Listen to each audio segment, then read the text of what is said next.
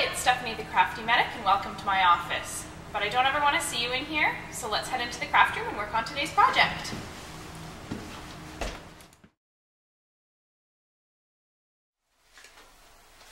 So today I'm going to be showing you how to use masks to make these cards.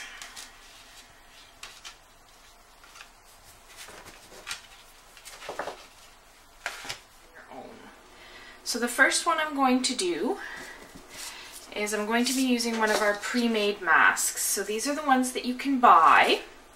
I actually have a set of these to give away. There'll be more details in the blog post. So all you do is you take your piece of paper, in this case I'm using the note card base. You lay your mask on top wherever you want. And now with this one I'm going to be using a spritzer. So I've got some alcohol in here and some re-inker, and all I'm going to do is I'm going to point it at my paper and I'm going to spray. And you can use as much or as little re-inker as you would like.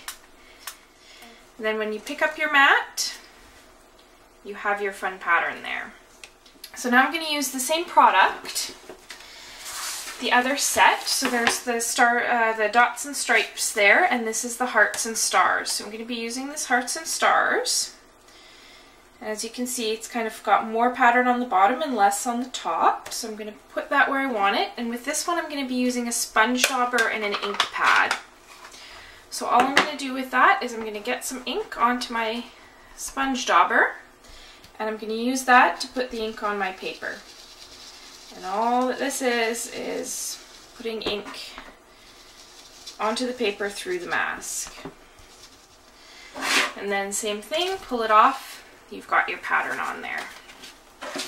Next one I'm going to do, same product. I'm going to be using the note cards again, and this is the stripes of the dots and stripes. And with this one though, I'm going to be a little bit different. I'm going to take my ink pad and I'm going to use it directly to get the ink on my page. So I'm going to make sure that I'm holding it, the card and the mask down, and then all I'm going to do is wipe my ink pad across there. So I had a little bit of shift, but that's okay. And then we can also make our own masks. So for this one, what I've done is I've taken our stars framelit and I've cut it out of a window sheet. And I'm going to put that where I want it. I'm going to take my ink pad, and with this one I'm just going to use a piece of sponge. I've cut a sponge up into 6 pieces. I'm going to get some ink on there. And then I'm going to sponge through the mask that I've made. Again, this is the framelit and the window sheets. You can do this with any framelits that we've got, and of course we've got the letters framelit that you can use now too. So you can actually make a mask of words. Last but not least, you can use masks when you're stamping as well. So for this one, I'm going to be using this little flower from Petite Petals, and I'm going to make my own mask with sticky notes. So first thing I want to do actually is I'm going to stamp my first flower. This is the one that's going to look like it's the closest. So I'm going to stamp that in the corner there. And now I'm going to take my sticky note and I'm going to punch out a flower from it. This is the coordinating punch. So I want to make sure that I have some of the sticky stuff of the sticky note on there, because what I'm going to do is I'm going to cover up my stamped image like that, and then I'm going to stamp